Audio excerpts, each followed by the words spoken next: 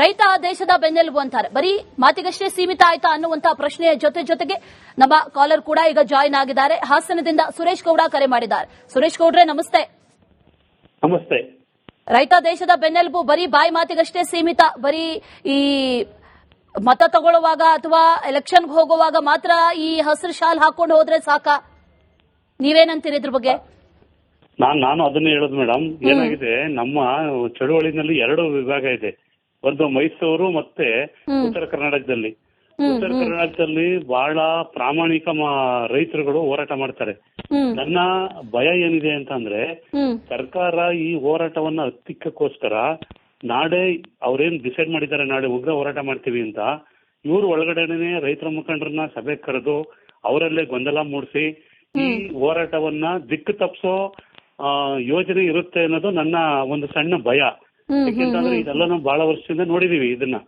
ಹಾಗಾಗಿ ನಾನು ನಿಮ್ಮ ಚಾನೆಲ್ ಮುಖಾಂತರ ಅಲ್ಲಿರುವ ರೈತ ಮುಖಂಡರುಗಳಿಗೆ ಮತ್ತೆ ಪ್ರಾಮಾಣಿಕವಾಗಿ ಹೋರಾಡ್ತಾ ಇರೋ ಆ ರೈತ ನಾಯಕರಿಗೆ ಅಥವಾ ರೈತರುಗಳಿಗೆ ಏನು ಮನವಿ ಮಾಡೋದು ಅಂದ್ರೆ, ಯಾವುದೇ ಕಾರಣಕ್ಕೂ ನೀವು ಇಲ್ಲಿಗೆ ಬಂದು ಸಭೆಗೆ ಭೇಟಿ ಮಾಡೋಂತ ವಿಚಾರನ ಇಟ್ಕೋಬೇಡಿ, ಮತ್ತೆ ಹೋರಾಟನ ನಿಲ್ಲಿಸಬೇಡಿ. ಯಾಕೆಂತಂದ್ರೆ ಸರ್ಕಾರವನ್ನ ನೋಡಿ, ಸಕ್ಕರೆ ಸಚಿವರು ಒಂದು ದಿನ ಹೋಗ್ಬೇಕಿತ್ತು. ಅವ್ರೇನು ಉರಿದು ತಿಂತಿದ್ರ, ಅವರು ಏನು ಮಾಡ್ತಿರ್ಲಿಲ್ಲ ತಾನೆ ಅಲ್ವಾ? ರೈತರ ಬಗ್ಗೆ ಕಾಳಜಿ ಇದ್ಮೇಲೆ ಹೋಗ್ಬೇಕಿತ್ತು. ಮತ್ತೆ ಬೇರೆ ಬೇರೆ ಪಕ್ಷದವರು ಈಗ ಹೋಗೋದು ಪ್ರತಿಯೊಂದು ಅದೆಲ್ಲ ಅವ್ರವ್ರ ಅಧಿಕಾರ ಇದ್ದಾಗ ಇಲ್ದಿದ್ದಾಗ ಅವರ ನಾಟಕಗಳು, ಅದು ಬೇಡ. ನನ್ನ ಮನವಿ ಏನು ಅಂತಂದ್ರೆ, ರೈತರ ಮುಖಂಡರುಗಳು ಇವ್ರ ಜೊತೆ ರಾಜಿ ಆಗ್ಬೇಡಿ. ಜೊತೆಗೆ ಇವರ ಹೊಂಚು ಏನು ಇರುತ್ತೆ ಈಗ ಆ ಹೋರಾಟದ ನಡುವೆ ನುಸುಳಿ ಆ ಹೋರಾಟನ ದಿಕ್ಕು ತಪ್ಪಿಸಿ ಹಾಳು ಮಾಡೋಂತ ವಿಚಾರ ನಡೀಬಹುದು ಅನ್ನೋದು ನನ್ನ ಒಂದು ಸಣ್ಣ ಸಂದೇಹ ಇದೆ. ಆದ್ರಿಂದ ಬಹಳ ಹುಷಾರಾಗಿ ಉಗ್ರ ಹೋರಾಟ ಮಾಡ್ಲಿ ಅನ್ನೋದು ನನ್ನ ಮನವಿ madam. Okay, all right Suresh ಗೌಡ್ರೆ, ಥ್ಯಾಂಕ್ ಯು ಕರೆ ಮಾಡಿ ಮಾತಾಡಿದಕ್ಕೆ. ಇನ್ನು ದಯಾನಂದ್ ಕರೆ ಮಾಡಿದ್ದಾರೆ. ದಯಾನಂದ್ ಅವರೇ ನಮಸ್ತೆ. ನಮಸ್ತೆ ಮೇಡಮ್. ನಮಸ್ತೆ. ಏನ್ ಹೇಳ್ತೀರಿ? 8 ದಿನ ಬೇಕಾಯ್ತಾ ಸರ್ಕಾರಕ್ಕೆ ಎದ್ದೇಳೋದಕ್ಕೆ? ಇವರು ಫ್ರೀ ಕೊಡ್ತೀನಿ ಅಂತ ಅನ್ಕೊಂಡ್ಬಿಟ್ಟು ಫ್ರೀ ಏನಕ್ಕೆ ಬೇಕು? ಫ್ರೀ ಕೊಡೋದ್ ಬೇಡ. ಅಲ್ಲ, ರೈತರಿಗೆ ಒಬ್ರು ಸಬ್ಸಿಡಿ ಕೊಡ್ಲಿ, ಗ್ಯಾಸ್ ಸಬ್ಸಿಡಿ ಕೊಡ್ಲಿ. ಈ ಫ್ರೀ ಕೊಡೋದು ಏನಕ್ಕೆ ಬೇಕು? ರೈತರಿಗೆ ಒಂದು ಬೆಲೆ ಕೊಡ್ಲಿ. ಕಷ್ಟಪಟ್ಟು ಬೆಳೆದಿರ್ತಾರೆ. ಅವ್ರು ಕೇಳ್ತಾರೆ ಒಂದ್ ಟನ್ನಿಗೆ ಬರೀ 3,500 ಮೇಡಮ್. ಹೌದು. ಕೂಲಿ ಎಷ್ಟಾಗುತ್ತೆ? ಅವ್ರನ್ನ ಬಂದು ಕೆಲಸ ಮಾಡಿದ್ರೆ ಗೊತ್ತಾಗುತ್ತೆ. ನೀವು ರೈತರ ಸರ್? ನೀವು ರೈತರ? ಏನ್ ಬೆಳಿತೀರಿ? ರೈತರು ಕೆಲಸ ಮಾಡಿದ್ರೆ ಗೊತ್ತಾಗುತ್ತೆ ಅವರಿಗೆ ಕಷ್ಟ ಎಷ್ಟೈತಿ ಅಂತವ. ಅವ್ರು ಇರ್ತಾರಲ್ಲ, ಗೊತ್ತಾಗಲ್ಲ. ಹೌದು. ಅದ್ ನನಗೂ ಫ್ರೀ ನಿನಗೂ ಫ್ರೀ ಅಂತ ಅದು ಕರೆಂಟ್ ಮೇಡಮ್. ನಮ್ದು 560 ರೂಪಾಯಿ ಬಿಲ್ ಬಂದಿತ್ತು ಈ ತಿಂಗಳು. ನನಗೂ ಫ್ರೀ ನಿನಗೂ ಫ್ರೀ ಅಂತ ಅಂದ ಸಿದ್ದರಾಮಯ್ಯ. 560 ರೂಪಾಯಿ ಬಿಲ್ ಬಂದಿತ್ತು. ಎಲ್ಲರಿಗೂ ಫ್ರೀ ಅಂತ. ಬಸ್ ಚಾರ್ಜ್ ಏನು ಕೊಡ್ಬೇಕು? ಮೊನ್ನೆ ಆಟೋದಲ್ಲಿ ಹೋಗ್ತಿದ್ದೆ ಮೇಡಮ್, ಒಬ್ಬ ಅಂದ ನಾನು ಹೆಂಗ್ ಹೋಗಿ 5 ದಿವಸ ಆಯ್ತು ಇನ್ನೂ ಬಂದಿಲ್ಲ, ನನಗೆ ಅಡಿಗೆ ಮಾಡ್ಕೊಳಕ್ ಬರಕ್ಕಲ್ಲ, ತಿರ್ಗಾಕ್ ಹೋಗ್ತಾರೆ. ಏನು ಬಸ್ ಫ್ರೀ ಹೆಂಗ್ ಕೊಡ್ಬೇಕು? ಹೋಗ್ಲಿ ಬಿಡಿ, ದುಡ್ಡು ಕೊಟ್ಟು ಅದೇ ಇದು ಫ್ರೀ ಆಗಿ ಕೊಡ್ಲಿ ಬಿಡಿ. ನಿಜ. ಧನ್ಯವಾದ ದಯಾನಂದ್ ಅವರೇ ಕರೆ ಮಾಡಿ ಮಾತಾಡಿದಕ್ಕೆ. ಮಂಗಳೂರಿನಿಂದ ವಾಮನ ಕರೆ ಮಾಡಿದ್ದಾರೆ. ವಾಮನ ಅವರೇ ನಮಸ್ತೆ. ನಮಸ್ತೆ ಮಾ. ಏನ್ ಹೇಳ್ತೀರಿ? ಇದು ನಿಜವಾಗಿ ಸಿದ್ದರಾಮಯ್ಯನಿಗೆ ಸೀಟ್ ಮಾತ್ರ ಮುಖ್ಯ ಬೇಕಾಗಿತ್ತು, ಬೇರೆ ಬೇಡ ಮೇಡಮ್. ಅದಕ್ಕೆ ಎಲ್ಲದಕ್ಕೂ ಕೇಂದ್ರ ಮೊಟ್ಟ ಮಾಡೋದಾದ್ರೆ ಇವ್ರು ಯಾಕೆ ಕೂತ್ಕೊಳ್ಳೋದು ಸೀಟಲ್ಲಿ ಅಲ್ವಾ ಮೇಡಮ್? ರೈತರ ಪರವಾದಂತ ಸರ್ಕಾರ ಅಂತ ಹೇಳ್ಕೊಳ್ತಾರೆ. ರೈತರ ಪರವಾದಂತ ಸರ್ಕಾರ ಆದ್ರೆ ರೈತರ ಪರವಾಗಿ ಯಾಕೆ ನಿಲ್ಲಲ್ಲ ಅನ್ನೋದು ರೈತರ ಪ್ರಶ್ನೆ. ನಾವು ಕೂಡ ಅದೇ ಪ್ರಶ್ನೆಯನ್ನು ಕೇಳುದು. ಅನ್ನದಾತರು ನಾವು ಒಂದು ಹೊತ್ತು ಬೆಳಿಗ್ಗೆ 3 ಹೊತ್ತು ತಿನ್ಬೇಕಾದ್ರೆ ಅವರು ಆಹಾರ ಕೂಗ್ತಾರೆ. ಅವರು ಅಂತವರಿಗೆ ಯಾಕೆ ದ್ರೋಹ ಮಾಡಬೇಕು? ಇವರು ಸುಮ್ಮನೆ ಗ್ಯಾರಂಟಿ ಅಂತ ಹೇಳಿ ಓಟಿಗೋಸ್ಕರ ಮಾಡಿದ್ದು.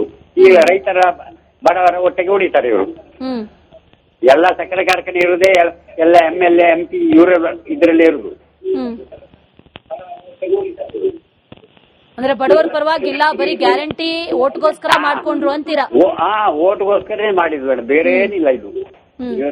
ರೈತರನ್ನ ಬಳಕೆ ಮಾಡೋದು, ಹಸಿರು ಶಾಲ್ ಹಾಕೊಳ್ಳೋದು, ಇದು ಕೂಡ ಹಾಗಾದ್ರೆ ಓಟ್ಗೋಸ್ಕರ ಅಂತೀರಾ?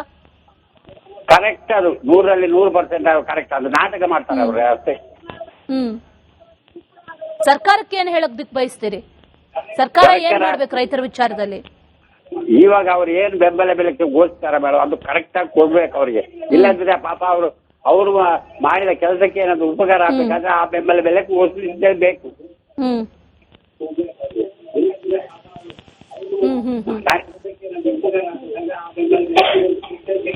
ಸರಿ ಮೇಡಮ್. ಓಕೆ ವಾಮನ ಅವರೇ, ಧನ್ಯವಾದ. ರಿಪಬ್ಲಿಕ್ ಕನ್ನಡಕ್ಕೆ ಕಾಲ್ ಮಾಡಿ ಮಾತಾಡಿದಕ್ಕೆ. ಇನ್ನು ಮಹಾರಾಷ್ಟ್ರದಿಂದ ವಿಶಾಲ್ ಕರೆ ಮಾಡಿದ್ದಾರೆ. ವಿಶಾಲ್ ಅವರೇ ನಮಸ್ತೆ.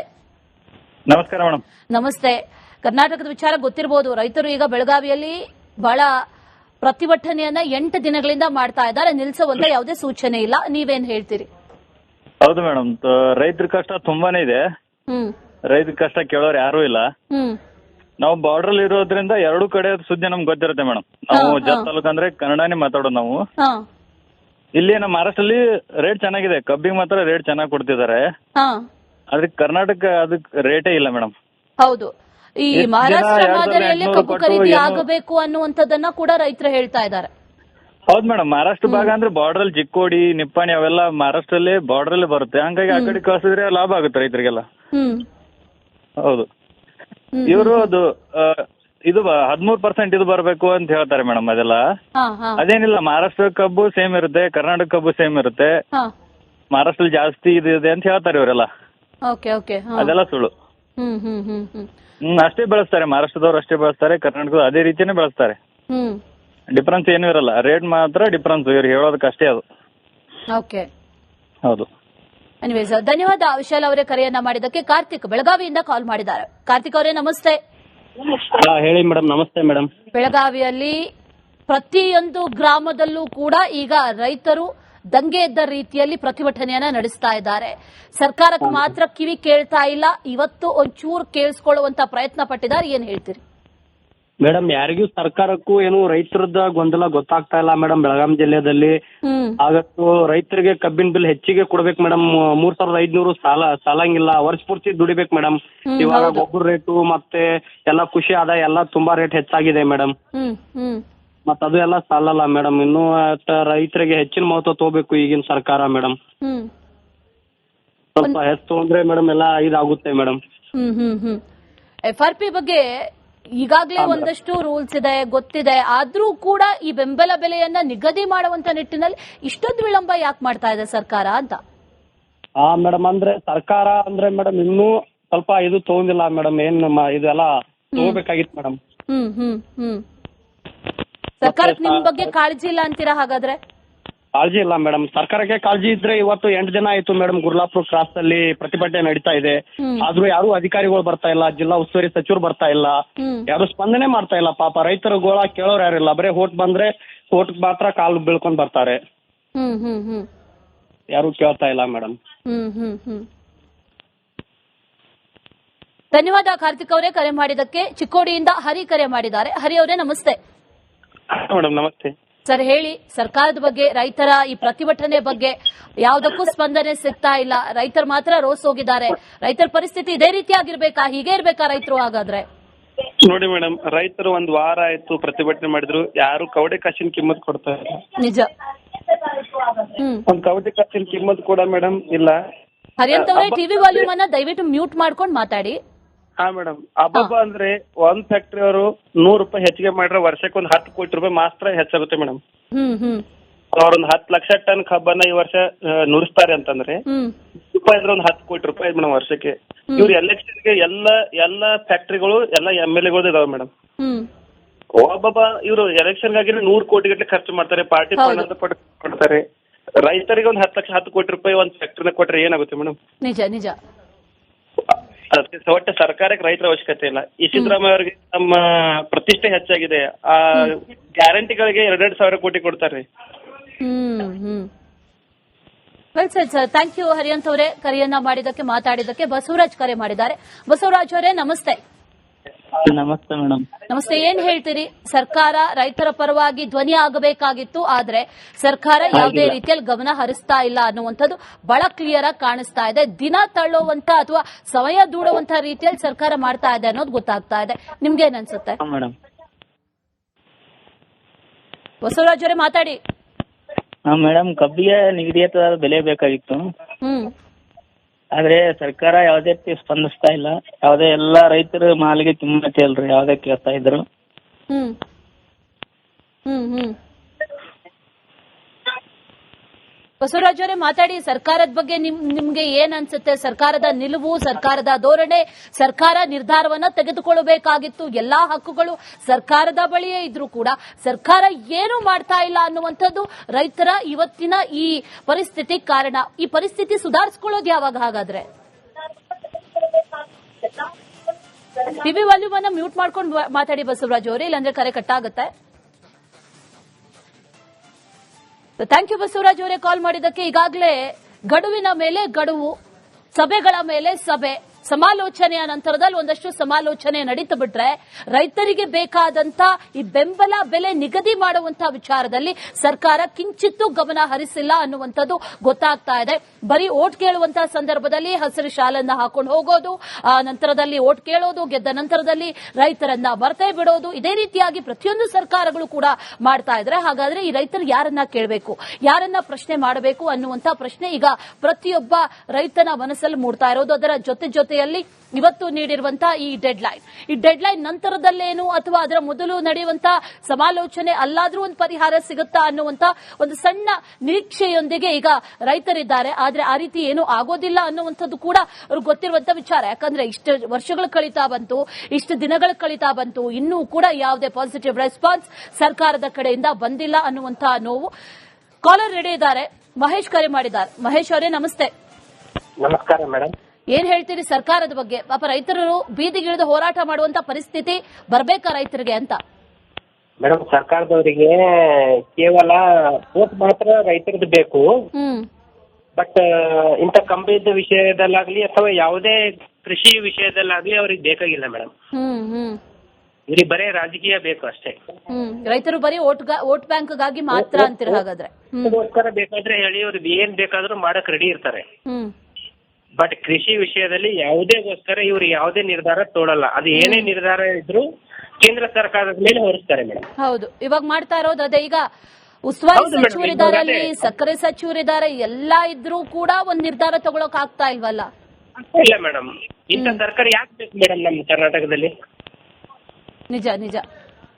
ಯಾಕೆ ಬೇಕು ನಮ್ಗೆ? ಇವ್ರಿಗೆ ವೋಟ್ ಬೇಕಾದ್ರೆ ಇವರು ರೈತರ ಹತ್ರ ಬರ್ತಾರೆ, ಕೈಕಾಲ್ ಮುಗಿತಾರೆ, ಏನ್ ಬೇಕು ಶಾಲ್ ಹಾಕ್ತಾರೆ, ಏನ್ ಬೇಕಾದ್ರೂ ಮಾಡ್ತಾರೆ ಮೇಡಮ್. ಬಟ್ ಇಂಥ ಸಮಯದಲ್ಲಿ ಇವ್ರು ಏನು ಮಾಡಲ್ಲ. ಅದು ನಿಜ. ಎನಿವೇಸ್, ಥ್ಯಾಂಕ್ ಯು ಕಾಲ್ ಮಾಡಿ ಮಾತಾಡಿದಕ್ಕೆ. ಶಿವಾನಂದ್ ಕರೆ ಮಾಡಿದ್ದಾರೆ. ಶಿವಾನಂದ್ ಅವರೇ ನಮಸ್ತೆ.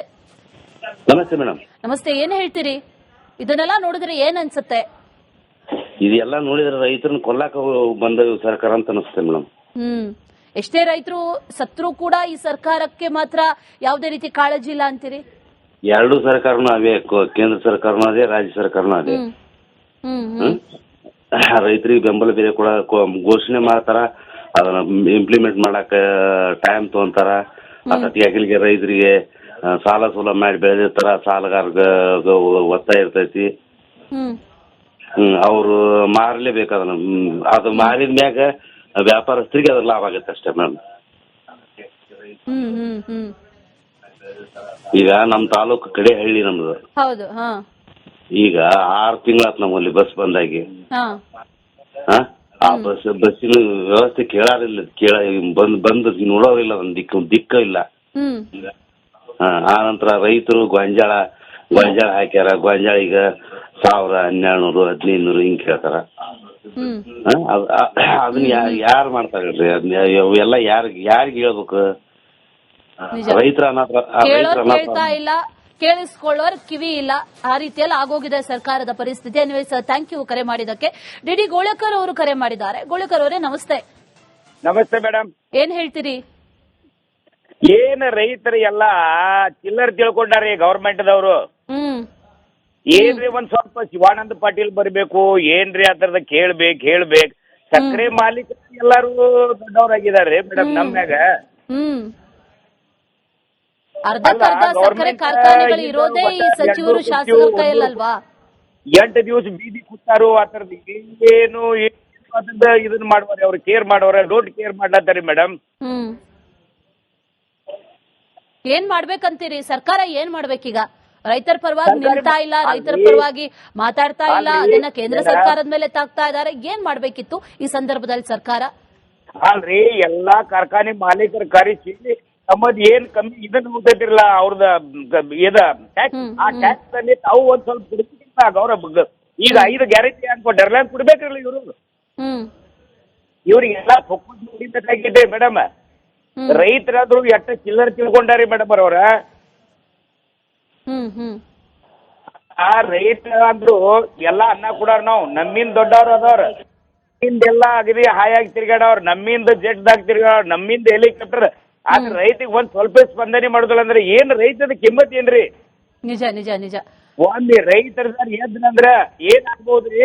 ಸೇವಟೇಕ ಅದ ಇತರ ಗತಿ ಆಗ್ಬೋದು, ನೇಪಾಳ ಗತಿ ಆಗ್ಬೋದ್ರಿ. ನಿಜ ರೀ. ಧನ್ಯವಾದ ಗೋಳಕರ್ ಅವರೇ ಕರೆ ಮಾಡಿ ಮಾತಾಡಿದಕ್ಕೆ. ಮತ್ತೊಬ್ಬ ಕಾಲರ್ ಶ್ರೀಧರ್ ಕರೆ ಮಾಡಿದ್ದಾರೆ. ಶ್ರೀಧರ್ ಅವರೇ ನಮಸ್ತೆ. ನಮಸ್ತೆ ಮೇಡಮ್. ಏನ್ ಹೇಳ್ತೀರಿ? ಸರ್ಕಾರಕ್ಕೆ ಕಿವಿ ಇದ್ದು ಇಲ್ಲದಂತಾಗಿದೆ. ಮಾತಾಡ್ತಾ ಇರುವಂತಹ ಸಚಿವರು, ಅದ್ರ ಜೊತೆ ಶಾಸಕರು ಯಾರು ಕೂಡ ರೈತರ ಪರವಾಗಿ ಧ್ವನಿ ಎತ್ತುತ್ತಾ ಇಲ್ಲ. ನೀವೇನ್ ಹೇಳ್ತೀರಿ? ರೈತರ ಪರವಾಗಿನೇ ಅಲ್ಲ ಮೇಡಮ್, ಜನರ ಬಗ್ಗೆನೇ ಯಾರು ಈ ಸರ್ಕಾರಕ್ಕಂತೂ ಒಂದು ಚೂರು ಇದು ಗಮನ ಇಲ್ಲ. ಅವರು ಅವರ ಚಿಂತೆಯಲ್ಲೇ ಇದ್ದಾರೆ. ಕೇಂದ್ರದ ಬಗ್ಗೆ ಮಾತಾಡ್ತಾರೆ. ಕೇಂದ್ರನೇ ಎಲ್ಲ ನೋಡ್ಕೊಳ್ಳೋದು ಮಾಡೋದಂದ್ರೆ ಇವ್ರು ಏನಕ್ಕೆ ಆ ಸೀಟಲ್ಲಿ ಕೂರ್ಬೇಕು? ಇವ್ರು ಸೀಟಿಂದ ಇಳಿದು ಹೋಗ್ಲಿ ಅಲ್ವಾ? ಹೌದು. ಗ್ಯಾರಂಟಿ ಅಂತ ಹೇಳ್ಕೊಂಡು ಗ್ಯಾರಂಟಿ ಏನು 2000 ಕೊಡ್ತಾರೆ, ಯಾವಾಗ 4 ತಿಂಗಳಿಗೊಂದ್ಸರಿ 5 ತಿಂಗಳಿಗೊಂದ್ಸರಿ ಕೊಡೋದು. ಬಾಕಿ ದುಡ್ಡು ಏನ್ ಮಾಡ್ತಾರೆ ಇವರು? ನಿಜ. ಮತ್ತೆ ಪದೇ ಪದೇ ಇವರು ಸೆಂಟ್ರಲ್ ಗವರ್ಮೆಂಟ್ಗೆ ಕೇಳೋದು. ಅದು ಅವ್ರು ಮಾಡ್ಲಿಲ್ಲ, ಇವರು ಮಾಡ್ಲಿಲ್ಲ, ನಾವು ಮಾಡೋದು ಏನ್ ಮಾಡೋದು ಅಂತ. ಈಗ ಸೆಂಟ್ರಲ್ ಗವರ್ಮೆಂಟ್ ಎಲ್ಲಾ ಮಾಡೋದಾದ್ರೆ ಇಲ್ಲಿ ಸರ್ಕಾರ ಏನಕ್ಕೆ ಬೇಕು ಮೇಡಮ್? ಹೌದು, ಅದು ನಿಜ. 8 ದಿವಸದಿಂದ ಬಿಸಿಲಲ್ಲಿ ರಾತ್ರಿ ನಿದ್ದೆ ಇಲ್ಲದೆ ಅಲ್ಲಿ ರೋಡಲ್ಲಿ ಬಿದ್ದು ಕೂತ್ಕೊಂಡಿದ್ದಾರೆ. ಒಬ್ರು ಸಚಿವರು ಅಲ್ಲಿ ಹೋಗಿ ಮಾತಾಡೋದು ಏನಾಗಿತ್ತು ಇವ್ರಿಗೆ? ಆಮೇಲೆ ಈಗ ನೋಡಿ, ಈಗ ಸಿದ್ದರಾಮಯ್ಯನವರೇನೋ ಮೀಟಿಂಗ್ ಅಲ್ಲಿ ಹೇಳಿದ್ರು ನಾವು ರೈತರ ಪರ ಅಂತ. ರೈತರ ಪರ ಏನ್ ಮಾಡ್ತಾರೆ ಇವರು? ಹೌದು, ನಮಗಂತೂ ಏನು ಕಾಣಿಸ್ತಾ ಇಲ್ಲ. ಶ್ರೀಧರ್ ಅವರೇ ಧನ್ಯವಾದ ಕರೆಯನ್ನ ಮಾಡಿದಕ್ಕೆ. ಮೈಲಪ್ಪ ಕರೆ ಮಾಡಿದ್ದಾರೆ. ಮೈಲಪ್ಪ ಅವರೇ ನಮಸ್ತೆ. ನಮಸ್ಕಾರ ಮೇಡಮ್. ನಮಸ್ಕಾರ. ಏನ್ ಹೇಳ್ತೀರಿ? ಸರ್ಕಾರ ಯಾವುದೇ ರೀತಿಯ ಕಾಳಜಿಯನ್ನ ರೈತರ ಬಗ್ಗೆ, ಜನರ ಬಗ್ಗೆ ತೋರಿಸ್ತಾ ಇಲ್ಲ ಅನ್ನುವಂಥದ್ದನ್ನ ಎಲ್ಲರೂ ಕೂಡ ಹೇಳ್ತಾ ಇದ್ದಾರೆ. ನಿಮ್ದೇನ್ ಅಭಿಪ್ರಾಯ? ಏನಿಲ್ಲ ಮೇಡಮ್, ಈ ಸ್ಟ್ರೈಕ್ ಗಳನ್ನ ನೋಡಿದ್ರೆ ಸರ್ಕಾರ ರೈತರ ಮೇಲೆ ಒಂದು ಮಲ್ತಾಯಿ ಧೋರಣೆಯನ್ನು ಮಾಡ್ತಾ ಇದೆ ಅಂತ ಅನಿಸ್ತಾ ಇದೆ ಮೇಡಮ್. 8 ದಿವಸದಿಂದ ಯಾವುದೇ ಒಂದು ಈಗ ನಡೆದ್ರು ಇಲ್ಲಿವರೆಗೆ ಯಾರೊಬ್ರು ಸಚಿವರು ಇರ್ಬೋದು, ಒಬ್ರು MLA ಒಳಗಡೆ ಯಾರು ಬಂದಿಲ್ಲ ಮೇಡಮ್ ಒಂದು ರೈತ ಸಂಘಟನೆಗೆ. ಮೇಡಮ್, ಯಾಕಂತಂದ್ರೆ ಇವತ್ತು ಒಂದು ಟನ್ ಕಬ್ಬು ಬೆಳಿಬೇಕಾದ್ರೆ ಇಷ್ಟು ಕಷ್ಟ ಆಗತ್ತಲ್ಲ ಜನರಿಗೆ, ಅದು ಬಹಳ ಕಷ್ಟ ಆಗ್ಬಿಟ್ಟಿದೆ ಮೇಡಮ್. ಅದಕ್ಕೋಸ್ಕರ ಸರ್ಕಾರ ನಾವು ಈಗ ಮೀಟಿಂಗ್ ದಲ್ಲಿ ನೋಡಿದೀವಿ, ಬಟ್ ಏನಾದ್ರೂ ಸಿಗ್ಬಹುದು ಅಂತೇಳಿ ಒಂದು ಆಶ್ವಾಸನೆ ಇತ್ತು. ಇಲ್ಲಿವರೆಗೆ ಯಾವುದೇ ಒಂದು ಆಶ್ವಾಸನೆ ಸಿಗ್ಲಿಲ್ಲ ಸರ್ಕಾರದಿಂದ ಮೇಡಮ್. ಅದಕ್ಕೆ ಈಗ ನಮ್ಮ ರೈತ ಸಂಘಟನೆಯವರು ಏನ್ ತೀರ್ಮಾನ ತಗೋತಾರೆ 8 ಗಂಟೆವರೆಗೆ, ಅದಕ್ಕೆ ನಾವೆಲ್ಲರೂ ಬಂದಿದ್ದೀವಿ madam. Right sir, thank you. Mallappa ಅವರೇ ಕರೆಯನ್ನ ಮಾಡಿದ್ದಕ್ಕೆ. ಉತ್ತರ ಕರ್ನಾಟಕದಲ್ಲಿ ಕಬ್ಬು ಬೆಳೆಗಾರರ ರೋಷಾಗ್ನಿ ಹೆಚ್ಚಾಗ್ತಾ ಇದೆ. ರಿಪಬ್ಲಿಕ್ ವರದಿ ಬೆನ್ನಲ್ಲೇ ಈಗ ಶಿವಾನಂದ ಪಾಟೀಲ್ ಎಚ್ಚೆತ್ತಿದ್ದಾರೆ. ಪ್ರತಿಭಟನಾ ಸ್ಥಳಕ್ಕೆ ಶಿವಾನಂದ ಪಾಟೀಲ್ ಆಗಮಿಸಿದ್ದಾರೆ ಅನ್ನುವಂತ ಮಾಹಿತಿ ಇದೆ. ರಿಪಬ್ಲಿಕ್ ಕನ್ನಡದ ಬಿಗ್ ಇಂಪ್ಯಾಕ್ಟ್ ಇದು. ಕಳೆದ 8 ದಿನಗಳಿಂದ ಸಕ್ಕರೆ ಸಚಿವರು ಎಲ್ಲಿದ್ರು ಅನ್ನುವಂತ ಪ್ರಶ್ನೆ ಪ್ರತಿಯೊಬ್ಬ ರೈತರು ಮಾಡ್ತಾ ಇದ್ರು. ಶಿವಾನಂದ ಪಾಟೀಲ್ ಅವರು ಸ್ಥಳಕ್ಕೆ ಬರಬೇಕು, ಬಂದು ನಮ್ಮ ಸಮಸ್ಯೆಯನ್ನ ಆಲಿಸಬೇಕು, ಏನಾಗಿದೆ, ನಮ್ಮ ಬೇಡಿಕೆಗಳೇನು, ಮನವಿಗಳೇನು, ಇದೆಲ್ಲವನ್ನು ಕೂಡ ಖುದ್ದು ಸಕ್ಕರೆ ಸಚಿವರೇ ಕೇಳಬೇಕು, ಬೇರೆ ಯಾರ ಜೊತೆನೂ ಮಾತಾಡೋದಿಲ್ಲ ಅನ್ನುವಂಥದ್ದನ್ನ ರೈತರು ಬಹಳ ಕ್ಲಿಯರ್ ಆಗಿ ಹೇಳಿದ್ರು. ಈಗ 8 ದಿನ ಆದ ನಂತರದಲ್ಲಿ ಶಿವಾನಂದ ಪಾಟೀಲ್ ಅವರು ಈಗ ಭೇಟಿಯನ್ನ ನೀಡಿದ್ದಾರೆ ಅನ್ನುವಂತ ಮಾಹಿತಿ. ಈಗಾಗಲೇ ಪ್ರತಿ ಟನ್ ಕಬ್ಬಿಗೆ 3,500 ರೂಪಾಯಿ ದರ ನಿಗದಿ ಆಗಬೇಕು ಅನ್ನುವಂತಹ ನಿಟ್ಟಿನಲ್ಲಿ ಒತ್ತಾಯವನ್ನ ಮಾಡಿ ಬೆಳಗಾವಿಯಲ್ಲಿ ರೈತರು ಪ್ರತಿಭಟನೆಯನ್ನ ನಡೆಸ್ತಾ ಇದ್ದಾರೆ. ಈ ಪ್ರತಿಭಟನೆ ಸಂದರ್ಭದಲ್ಲಿ ಸಕ್ಕರೆ ಸಚಿವರು ಬಂದಿಲ್ಲ ಅನ್ನುವಂತ ಪ್ರಶ್ನೆ ಇತ್ತು. ಈಗ ಫೈನಲಿ ಬಂದಿದ್ದಾರೆ ಅನ್ನುವಂತ ಮಾಹಿತಿ ಇದೆ.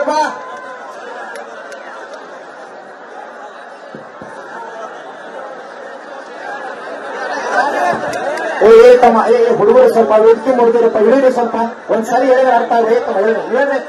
ಮುರುಗೇಶ್ವರ ಹೇಳಿ ಎಲ್ಲ ಕರ್ಕೊಂಡು ಸ್ವಲ್ಪ ಕೆಳಗಿರಿ, ದೊಡ್ಡ ಸ್ವಲ್ಪ ಕೆಳಗಿಳಿ ಸರ್, ಎಲ್ಲ ಇಳಿಸಿ ಮುಡಿದು ಹಿಡಿದ್ರಿ ಅಂತ ಕೇಳಿ ಸ್ವಲ್ಪ ತಮ್ಮ ಇಳಿರು.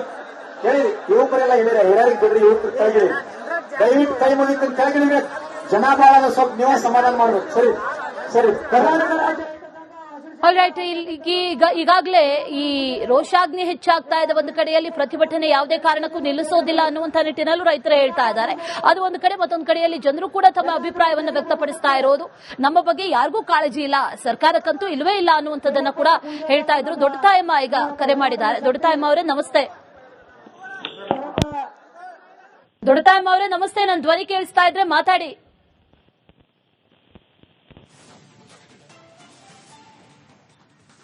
ದೊಡ್ಡತಾಯಮ್ಮ ಅವರೇ ನನ್ನ ಧ್ವನಿ ಕೇಳಿಸ್ತಾ ಇದೆಯಾ? ಕರೆ ಕಟ್ಟಾಗಿದೆ ಅಂತ ಅನ್ಸುತ್ತೆ.